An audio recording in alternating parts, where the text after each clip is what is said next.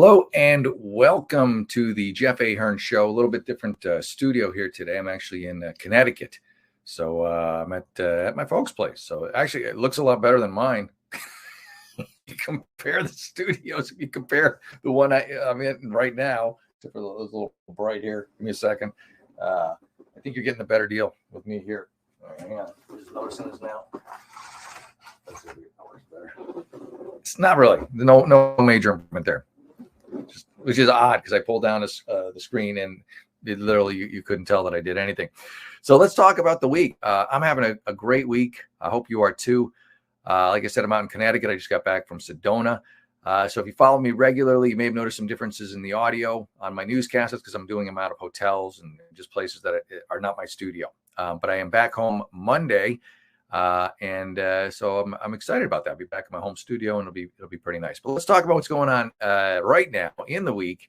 Also, don't forget to follow me on jeffahern.com. I just see my latest news stories. I just did one on Kamala Harris and her. I guess we can start with her. Why not? And her little thing on Colbert. It is not good news when Colbert, who's probably the most leftist late night talk show host at this point. You see maybe Seth Meyers, but Colbert, I don't know. I think he's got a beat. And just for proof, Colbert's audience, if you didn't know this, as of February last month, was still required to wear masks. You had to be fully masked to go to. And they didn't even let the kids stop wearing masks. Colbert's audience, you want to go see his show, you gotta show you bleed blue and you're a diehard wokester. You got to slap a mask on your face. Colbert, not so much. He doesn't wear a mask. Remember when he was dancing around, everyone's wearing a mask. He's still not, again, the hypocrisy of the left. So she's on his show and he asks her, what are the duties? It's a pretty basic. These are all softball questions. Nothing's hard. This is all designed to make her look good because her approval ratings are in the toilet. Nobody likes her. I think she's less liked than Biden, which is not an easy task, but that's where we're at. So this is a PR piece. So softball questions, let's make you look good. Let's try and get your image shined up. Maybe people won't realize that everyone who works for you quits very quickly after they start. Why is that? It's Kamala Harris. And so he gives her easy softball questions. Here's one, and this is the one she can't handle. What are the duties? What would you say the duties are of the vice president? She had to avoid it. She was evasive about it. She didn't it's not a complicated question. Say some stuff that you did. I mean, isn't there got to be some kind of job description that for the position. If you ask me what a vice president does, I could make something up. I mean, I have to with her. She really doesn't do much of anything. And that is the point that I'm trying to make. She doesn't do much of anything. She doesn't. She's just kind of waiting in the wings, hoping Joe dies, hoping, just enjoying her little life there and not going to the border ever. So she really doesn't do much. She doesn't have much to talk about. She can't say, well, I've done this or I'm working on this initiative. Vice presidents usually have like a passion project or something that they can focus their time on, to make the country better. She, not so much. What does she do? She seems to avoid getting things done. A prime example is she's the border czar. So she can't come in and say, look, Joe Biden made me the border czar, and I've done a great job at the border. We're really catching a lot of fentanyl now, child sex trafficking, terrorists moving in. We're really cracking down and just making sure that it's not a wide open border. She can't say any of that because she doesn't do any of that. She doesn't do anything. She visited the border one time because she basically got guilted into it and has no intention of doing anything there. And outside of that, what does she do? Do you know? You don't, right? I mean, what does she really do? What else? Her thing after Colbert said, look, you didn't answer my question. What do you do as the vice president? Then she went, I went to this meeting in Ukraine and condemned Russia for, atrocities. Okay. That's like what you did last week. Great. But what have you really done? And the answer is nothing. She has nothing to stand on. So she has to distract from a simple question like, what is your job? Well, what does your job entail? Because it should entail more than nothing. And then last week talking about Russia and a group of people that are very, pro sentiment of the same sentiment that Russia is guilty of atrocities and war crimes, which they are. But the interesting thing about that is, well, how did Russia do this in the first place? How did Russia go into Ukraine? How was all this funded? And the answer to that is also very simple: through oil sales. That's what was it? I love this line. It's not mine, but it's a great line. Russia is a giant gas station pretending to be a country. That's what they are. They're not particularly well run. All their money, or the majority of their income as a country, as a nation, comes from selling oil. And so if nobody buys oil from them, then they're in dire straits. Well, why are we buying oil from them? Because Joe Biden, the left, won't let us drill what's under our feet. So here we are paying them, giving them money. Where's this money going to? It's going to the war in Ukraine. And I know we've cut back a little bit, but I guarantee we're still buying some oil from them, whether not directly through them, but like some subsidiary which gets their oil from them. Oh, we're not buying from them, but they bought from them and they're selling it to, come on. So your money, your tax dollars is going to purchase oil from a country that then use that money to invade Russia. So here she is. She's like, this is terrible. These crimes, these atrocities, and they are. What Russia has done is awful. It's unconscionable, which it is. But she leaves out the part that the reason that they had the money to invade and thank God their military is in such sad state still, but their equipment that they purchased from Iran and other countries like that is bought and paid for with money that we send them because we won't drill what's under our feet. It goes right back to that. China, Iran, Saudi Arabia, but Middle Eastern countries who, let's be honest, don't care for us much. We are sending them money, which they will then use to try and bring us down. Well, what's an easy way to stop this? Well, we stop sending them money, they go out of business, or they don't have the all this extra cash to be investing in nuclear fusion and other things like Iran is, or upgrading their arms or whatever they're doing with it, whatever ill-gotten thing they've decided to do with the money you and I sent them. We don't need to be sending them money. So all we have to do to stop this is drill what's under our own feet, what's right here in our country. We wouldn't need it. We could become the chief exporter of oil if we did that. We would be selling the oil. We would be making the money, and we would be completely independent of all these countries, and they wouldn't be able to blackmail us.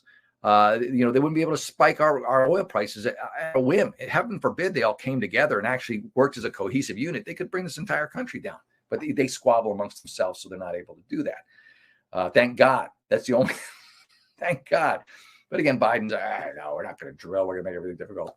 And then now the leftists are all coming down on him because he finally is like, okay, well, we're going to maybe drill out here. Well, let us just drill where we want to drill, Joe. Let us bring down the gas prices. You can still tax the bejesus out of them, which you do already. And we'll be able to, but again, that goes against, if he lowers the gas prices too much, a couple of problems for him specifically, for the left. Well, then electric vehicles become a lot less appealing because the cost of electricity keeps going up because more people start using electric vehicles and the grids aren't prepared for that. And so the cost of electricity per kilowatt hour, or however you want to measure it, goes up.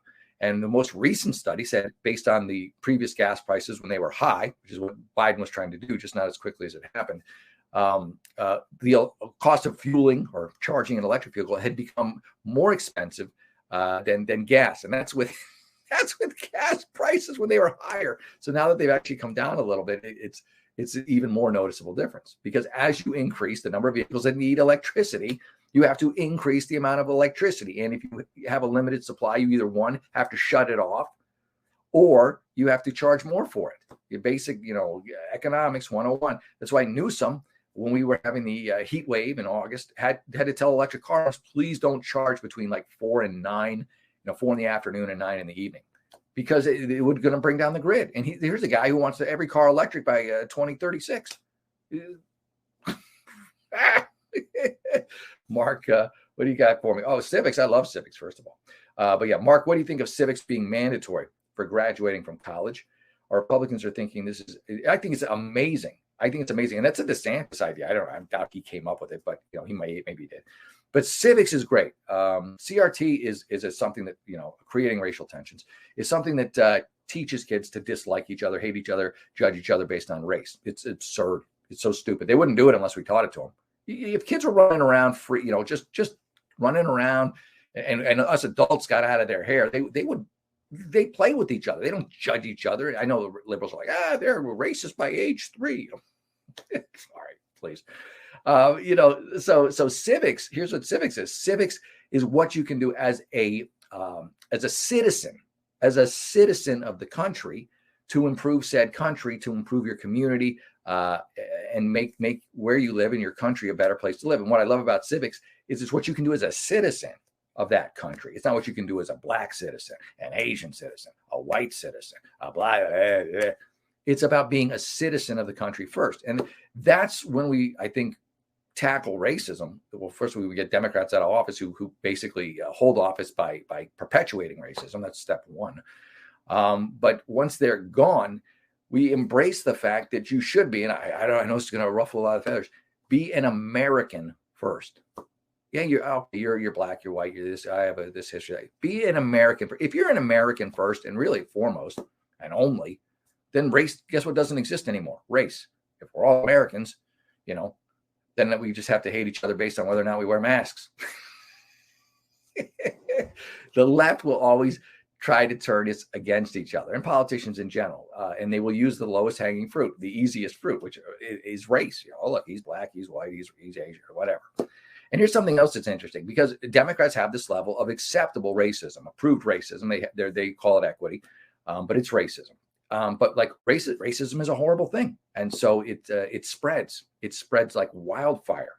So Democrats' acceptable racism pool keeps getting bigger and bigger and bigger. In Fairfax, Virginia, I think as of a couple weeks ago, the district attorney there is now suing the school district because they sent out an email that said they were only going to give college preparatory aid to minority students, and they were excluding essentially Asian and white. So now if you're Asian, you're now, guess what? Congratulations, you're in the pile of acceptable racism. Also included in that pile, ever growing, because racism is horrible and should be wiped out, period, and not just directed at who's directing it? Obviously, the Democrats. But Native American would also be not getting college support.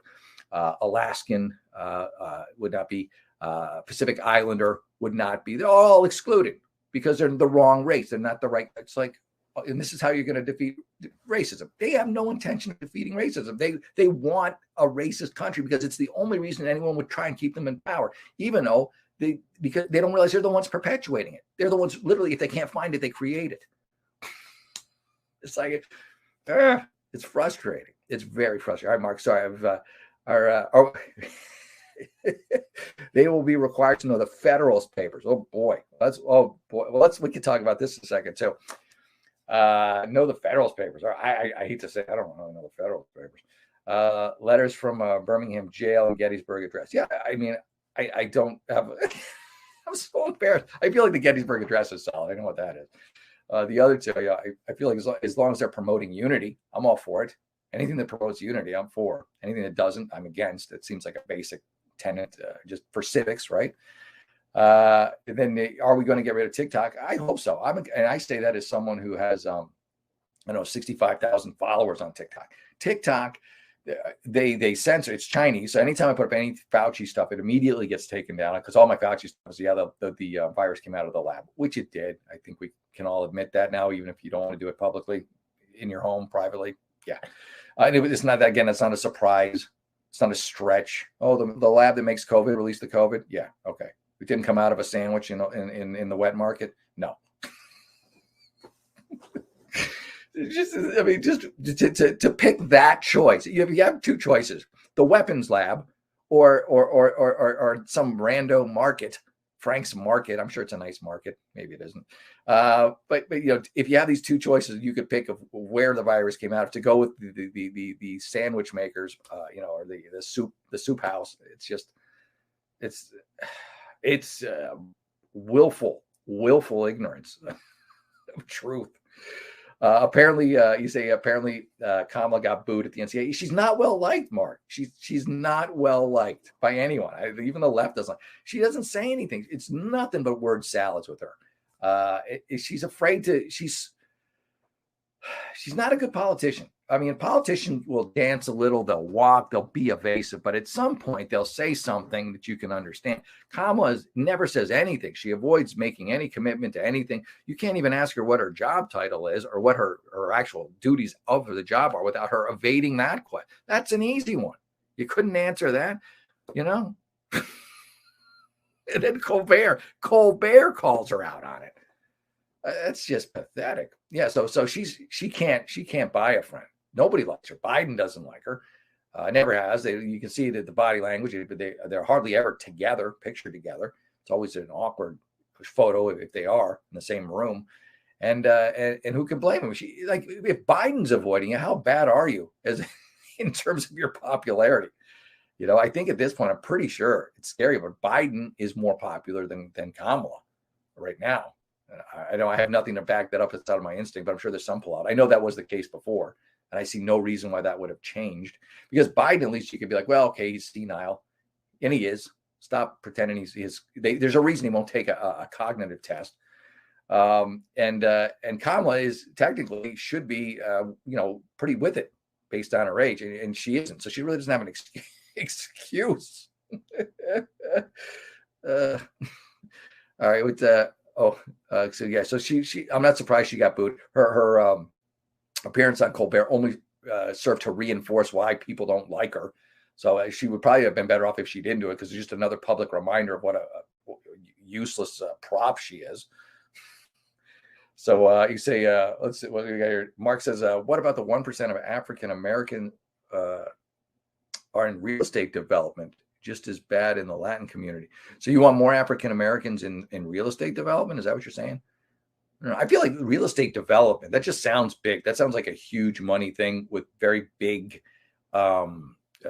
corporate, like corporate entities. That's not really a mom and pop operation. I feel like, so I don't know. I don't feel the solution is to hire based on race. I don't, anything based on race to me is racism. So I'm never, ever going to be like, yeah, that's good. You always make it on merit. Maybe you encourage more African Americans to get into real estate. I feel like that would help.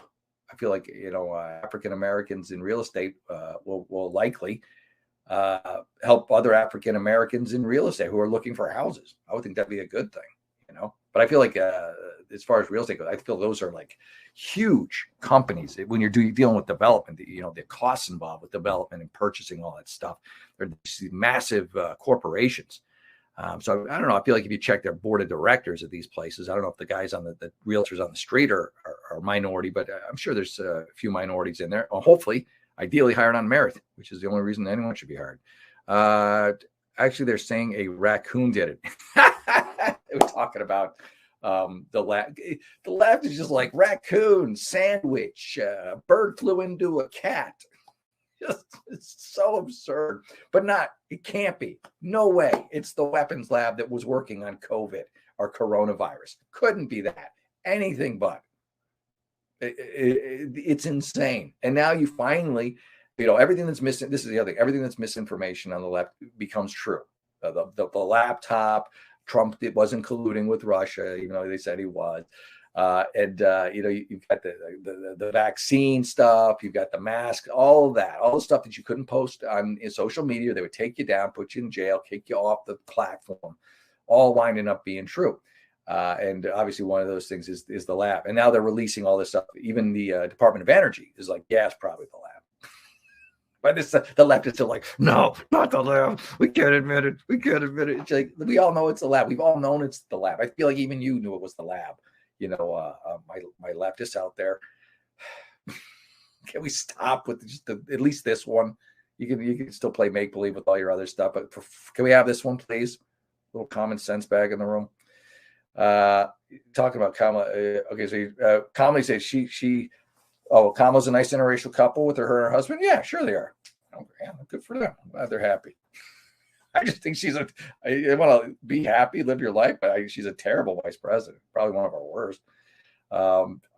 It's hard pressed to find one who's done less. At least I feel like every vice president up to her could tell you what their job entailed. Not have to dodge the question. Okay, so you say not how to create an opportunity to build and use real estate they have.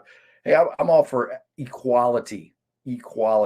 Equity is a code for racism, and it's basically growing into who you can be racist against. That's why Harvard's being sued by Asian American students, because based on merit they should be getting into Harvard more, and now they're being less because we got too many Asians. We can't have that many Asians. I know their merit says that they should be here, and if we were a completely raceless society and we're just basing things on merit, they would be here. But we're going to be racist and not let them in because they're Asian, because of the color of their skin, if you will. I was saying in one of my newscasts that, especially with the Pacific Islanders and all these other people that it's just now okay to be racist against, because racism is horrible. And when you allow it, it just grows and festers. It never shrinks unless you're trying to defeat it and not amplify it, which the left is for political gain. I was saying, so the acceptable racism now for the left is at medium brown. If you're medium brown or lighter, it's okay to be racist against you. That's I feel like where it's at.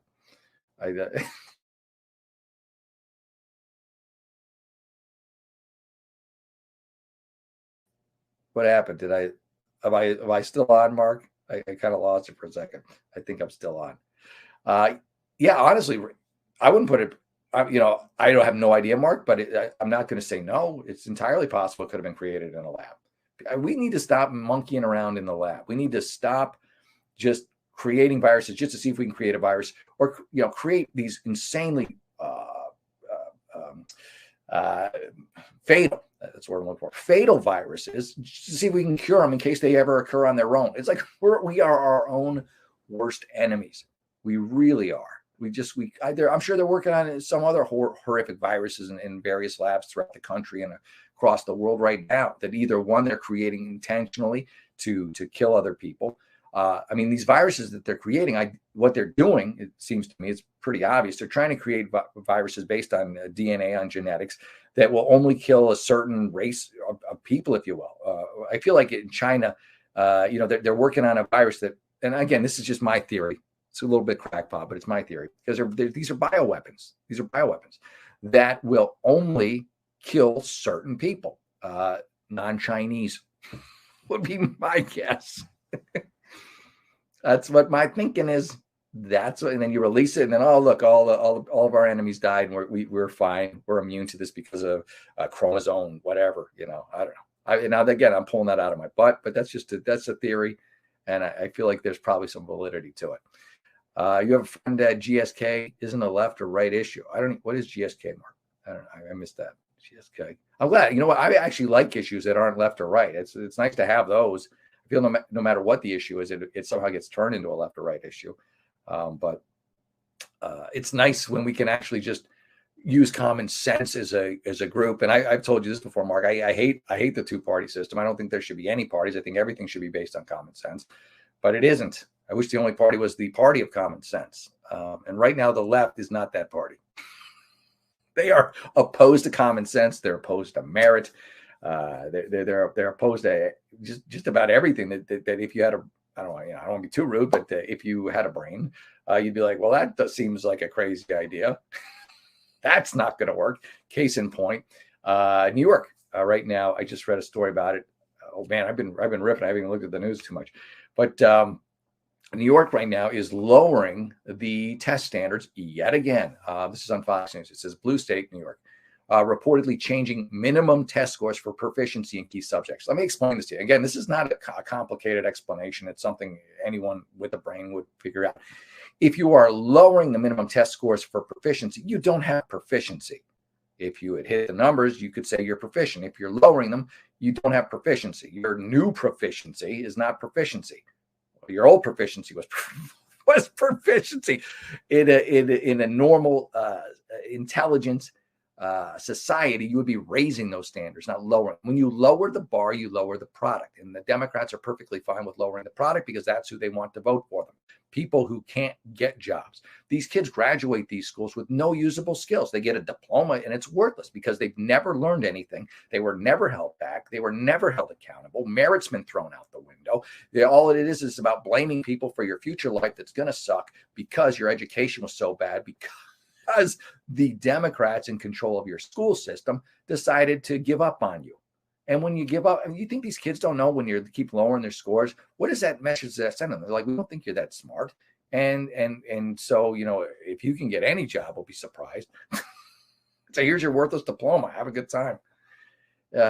And so, yeah, anytime I hear that they're lowering this, never, ever low. Maybe one question on a test. Okay, that was really hard. Everyone got it wrong. But when you keep lowering the standard, you keep lowering the product, and sadly, that's what Democrats want. And the only proof you need on this, and this is New York, is look what charter schools are doing. They're killing it. You put them up against a public school, you spend half the money per student. It's about 16,000 versus about 35 or 37,000 for a public school versus a charter, which is 16, 17. And the kids in the charter schools are thriving because the teachers in that school and the schools themselves only stay in business. They only keep their charter if kids succeed. So they are highly, highly motivated to produce a product, your child, that is going to be successful. And that's why parents love charter schools, specifically because they're most in them minorities, because they're like, well, my kid's just getting thrown under the bus here. They think he's an idiot, and they give up on him before they even start.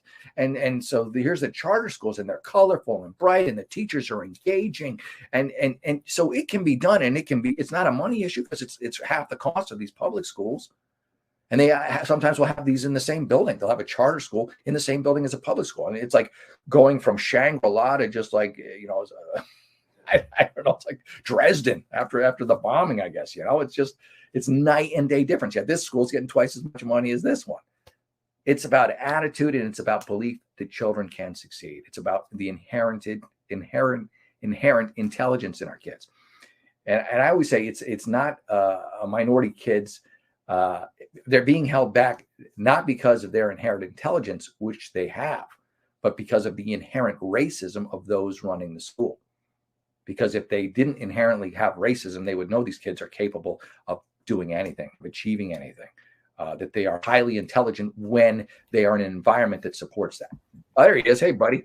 I had a bunch of Brent came in and tell you everything, but actually, I think because I've done some work in that field. It's actually one of the jobs that I have. I want to say that the New York Board of Regents is actually one of those things that isn't done by appointment and all in that space, because it's actually, I want to say that it is done by a whole organization that's supposed to be nonpartisan and have a variety of people in all in that space. So I don't know that even though it's in New York, that we can blame it strictly on the Democrats, because I know folks that have actually gone there and been in those meetings. I blame everything on Democrats. So you know that, right? I know you do. That's why I had to come in there and correct you. Here's the thing. Well, you got to correct me because I will go on. But Governor Whitmer wanted these charter schools. She wanted it in the budget because they're doing so well. She's a Democrat. So I was like, all right, cool, good for her. But she was, because they're in the pockets of the unions, a lot of these Democrats, unfortunately, politicians like, no, we're sticking with the more expensive and poorer output public schools because, they're getting paid. Right. I mean, and this is an infighting between Democrats, which I was glad to see, because I'm like, OK, we're finally recognizing and actually putting these kids first instead of, just strictly going along party lines and because the union's paying you. Someone finally got a conscience. Well, apparently the regions are actually run by some chancellor. So I don't know who appoints him, but it says get rid of this guy. It says that regions are responsible for the general supervision of all educational activities within the state, that being the state of New York, presiding over the university and the New York State Department of Education. So they're the ones lowering the test scores. Is that what you're saying? They would be the ones doing that. They are the ones that make those decisions. Whoever they are, Republican or Democrat, they are completely wrong. In their whatever their agenda is, or the way they think that they can help these kids out. Lowering the scores is definitely not the way to do it. That's been the problem. Just quitting on these kids. I'm gonna guess they're Democrat and just say it, because why the heck not? I can't prove it. This is what you like to do. I do. I'm painting with a broad brush, Mark. You just like to paint with a broad brush, but actually a friend of mine actually went to Albany, because like I said, one of the companies I work for, that's actually where they have their regular meetings, and they've been there a couple of times. So they said that they're a very interesting group. They go up to Albany and meet with them and all in that space, and apparently they got committees and they decide who's going to what the questions are, what the nature of the questions will be, and then they set up rubrics in the whole 9 yards. But definitely that is what goes on in that space and everything, and that's just one example. West Virginia does the same. There are a number of other states that do it. It's all part of that Common Core stuff that's been going on that both the Democrats and the Republicans support on some level or another. I don't support Republicans or Democrats who support Common Core, just because it makes my life hell trying to teach my son Common Core, man. I'm like, it's so easy. Just do this. And then like 10 pages later, they come to the same answer they could have had in 30 seconds if they had multiplication tables memorized. Yeah, no, that's true. But I don't know if you saw the other chat things, but I was going to bring Oh, those up. I was going That popped slow, up. like I'm Yeah, slowly rolling each. Which yeah, one? Which because one I you know doing? you're going to have a field day with this, but I did see that I think it's Shaston is very upset because people are going after his husband and saying that, they are trying to deal, or at least his husband is, with the issues that are going on. But apparently they have a child now of Chaston and Pete, but that is the Yeah. husband of Peter Buttigieg. And definitely they were saying, y'all need to lay off of the talks around the woke politics. We are trying to deal with the infrastructure issues and all of those issues that are supposed to be part of transportation. But apparently he was a little upset that some of your Republican allies were calling him out and calling them out for taking maternity leave or some other kind of leave that they would Well, say. yeah, it's like it's what I have not delved into that story too much.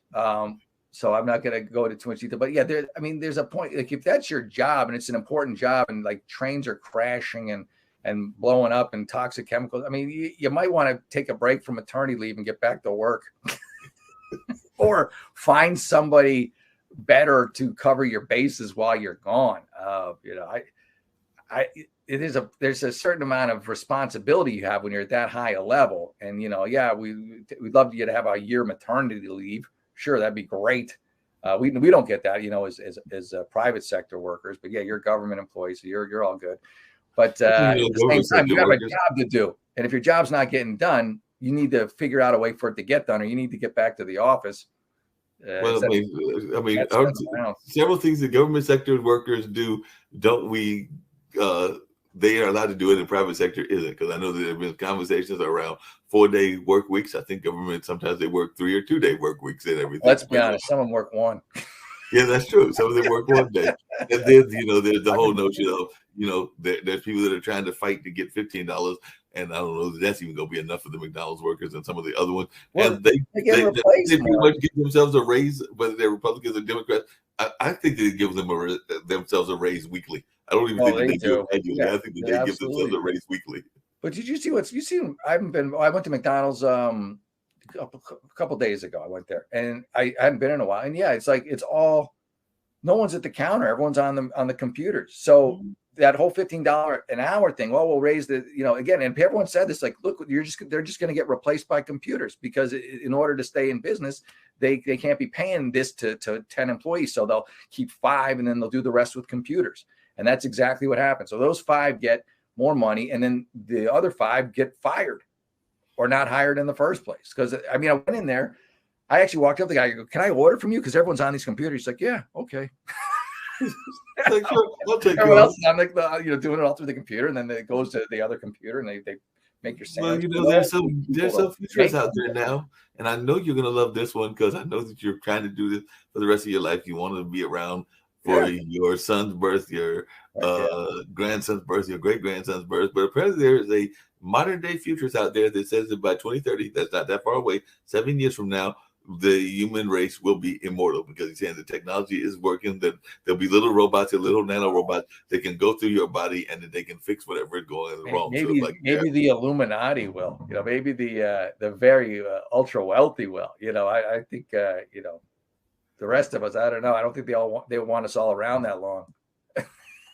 Like I said, I was surprised when he said that because he's like, yeah, they will be around that long. And apparently he has a good track record because he's predicted some other things all in that space. But yeah, he predicted that humans in the year 2030 will be dealing with immortality. And I'm going like, so that we're all going to be like those vampire movies that we all used to remember watching. So that's how they got it. But yes, there is a gentleman that says humans will achieve immortality in 7 years, and that is Ryan Kurzweil. So he predicted that a few days ago, and he says that AI is exceeding what we expected, so we can expect to be over there dealing with immortality, and they can download everything that you're thinking. So all those thoughts you got about the Democrats, you can download them, and folks can still like listen to them. So.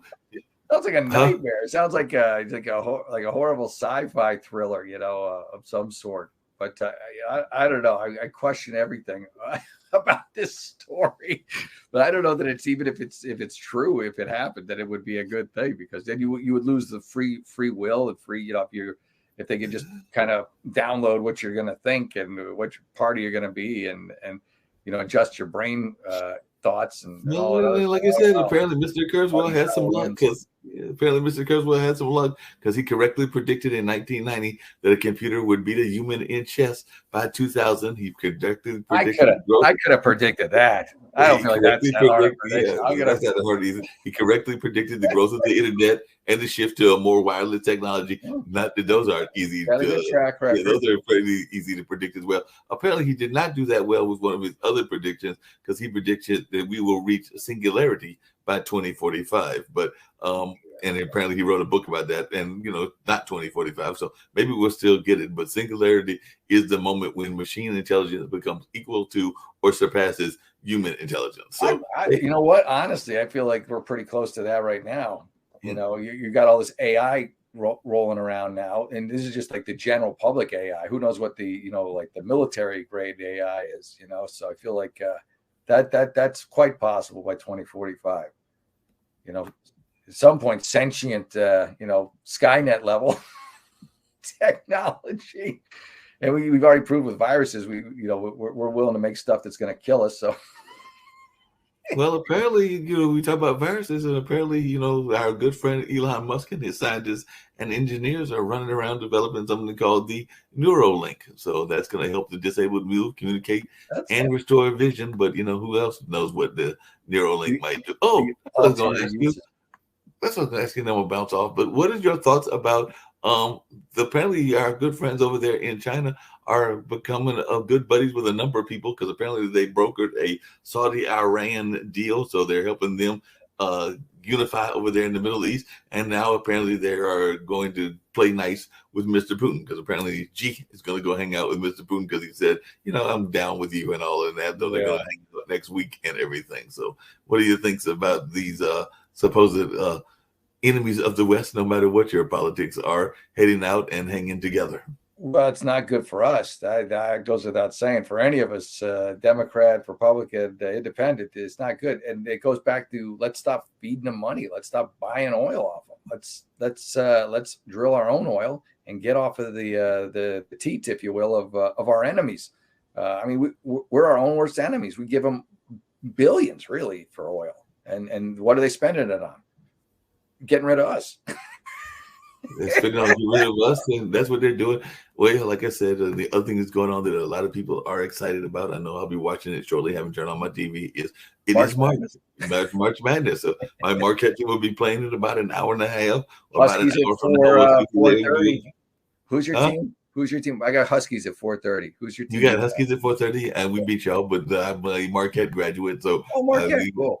So we've got the Vermont at 2:30. So we got the Vermont team at 2:30. I actually heard somebody predicted the Huskies could make a run for the championship. I was listening to they're legit. I think they're legit this year, so I'm excited. We're gonna check that out at 4:30. But this is good. I'm actually gonna cut out now just because I'm at my folks, so I'm trying to spend a little bit more time with them. You gonna spend some time with them? I just want to know if that was your old house, and then I'm gonna bounce off as well. This is my old house. Yeah, this is the old place. No, not that one. The one behind you, the nice little barn house that's behind you. The picture of the house. Oh, that. Yeah, no, that's just art.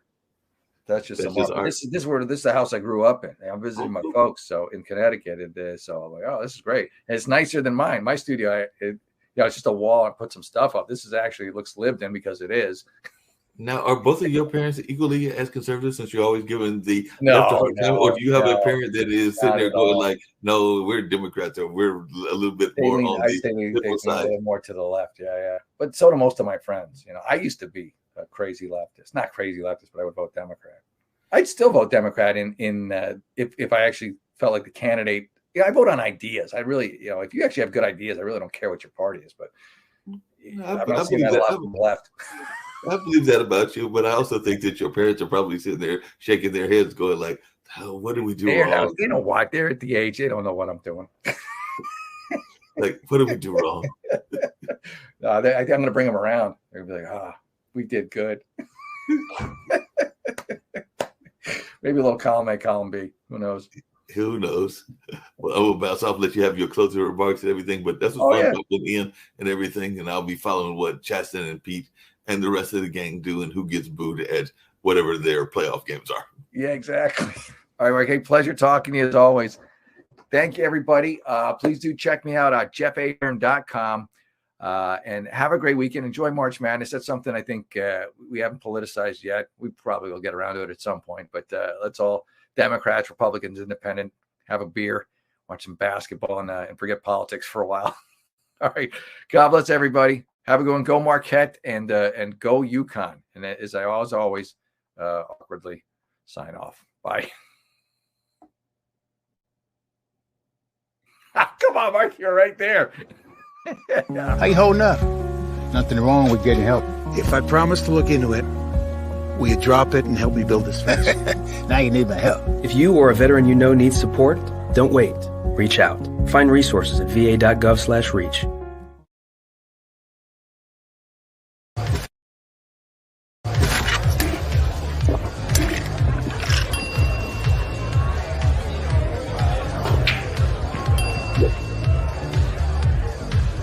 If you need to do something to feel okay to drive, you're not okay to drive. Don't drive buzzed. Hello and welcome to the Newsday with Jeff Ahern. I'm your host, Jeff Ahern. Today's top story. Kim Kardashian just announced plans to launch a private equity firm as she puts the ass in assets. Finally, a private equity firm with a solid Instagram presence. Always a good sign, too, when every news announcement of your new venture has to disable the comments section. Like most websites that she's on, you have to be 18 years or older to use it. But it's not rated X. This one is rated R for retirement. Not that you'd want to put your retirement money into it. Sorry, Kim, but you can't fix bad investment advice just by using Photoshop. The only people worse off than those taking Kim's financial advice are those who listen to Matt Damon telling them to buy crypto. Kim is calling her company Sky Partners, as in expect sky-high losses. But clearly, she's serious about it. Here she is wearing a black turtleneck in a publicity photo. She's a regular Steve Jobs if he had a really big rack and a sex tape. Maybe she will do okay. I mean, she's used to handling very big portfolios. And her Double D CD is already perking interest. I'm just not sure we all need a private equity firm from the least private person imaginable. Maybe you should stick to the bed sheets, Kim, and leave the balance sheets to the professionals. Skipping through the enzymes.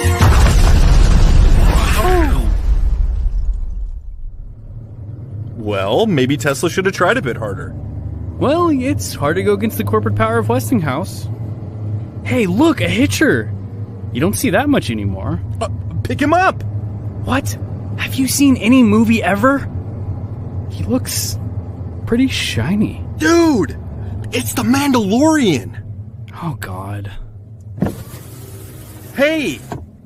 Hello. Where are you headed? North. Up Petaluma way. Oh, well, hop in! I appreciate you stopping. Sure. Yeah, I mean, how can we deny such a prestigious bounty hunter? This is the way. Oh, Dave, it's a lift up here. So what are you doing up in Petaluma? Meeting some friends at a brewery. Oh, sweet. Care if we tag along? I'm just kidding. We'd never invite ourselves. But, seriously, if you did, we know some pretty good spots. Hey, I have a question. Dude, don't mess this up. Yeah? In Season 1, Episode 6, when you had Baby Yoda... Grogu. Yeah, sure, Grogu. Why did you have him crawl into the Razor Crest hole to fix a complex electrical issue? Being his father figure, don't you feel just a little bit negligent risking his life like that? Well, we were stuck and it needed fixing. Lucky those X-Wing pilots happened to show up, huh? Anyway... Right. Which brings me to a much larger issue. Dave, please. So, what was it like meeting Luke, huh?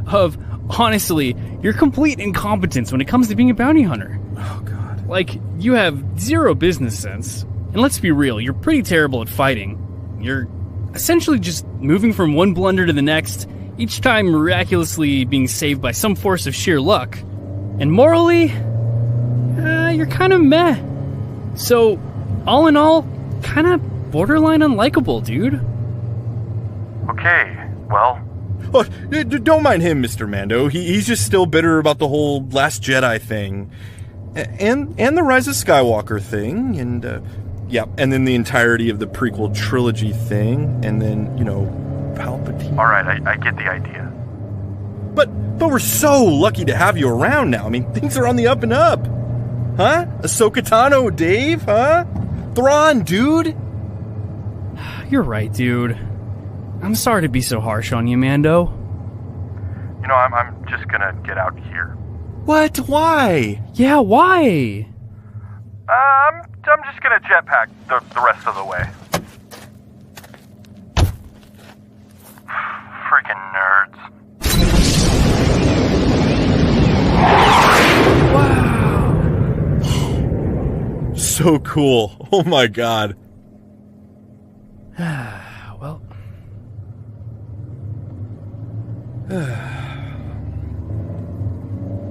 Oh, look! It's another hitcher. Here's our chance to make up for it. Huh, you're right. Hey, is that... I am Boba Fett. Hey, OG Trilogy, now we're talking. Hey, so why do you take your stupid helmet off so much? Dude.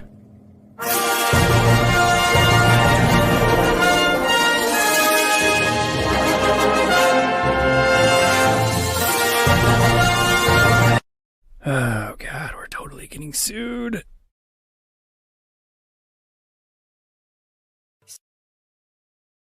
Skipping through the end times.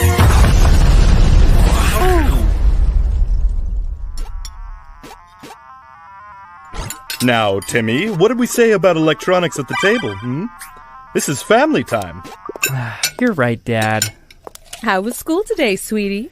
Fine. Lots of arithmetic. But my favorite subject was recess. Oh, what a rascal. This meal looks exquisite, Susan. Thank you, honey. Timmy, would you bless the food? Sure, Dad. Thank you, Lord Mephisto, your blessing is forever. We give you our souls and you fill it with darkness. I love you so. I'm sorry.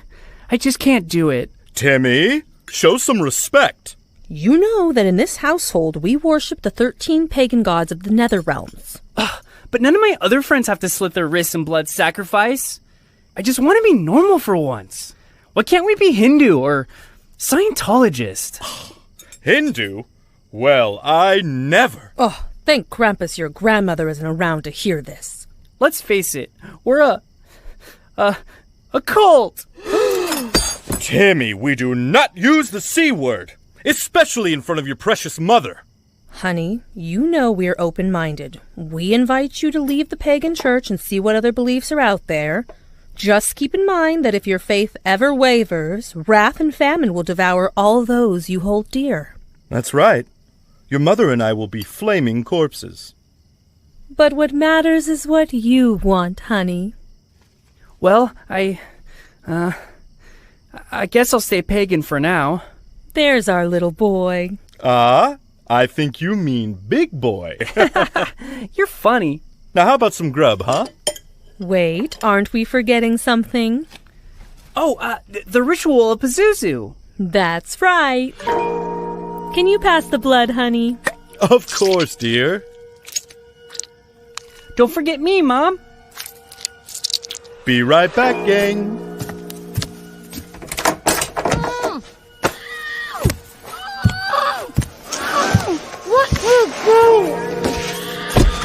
And how would you like to do the honors this time, champ?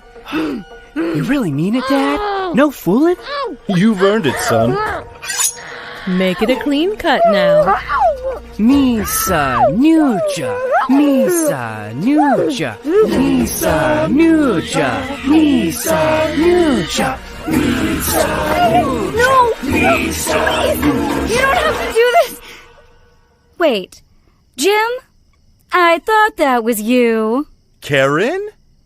How the hell are you?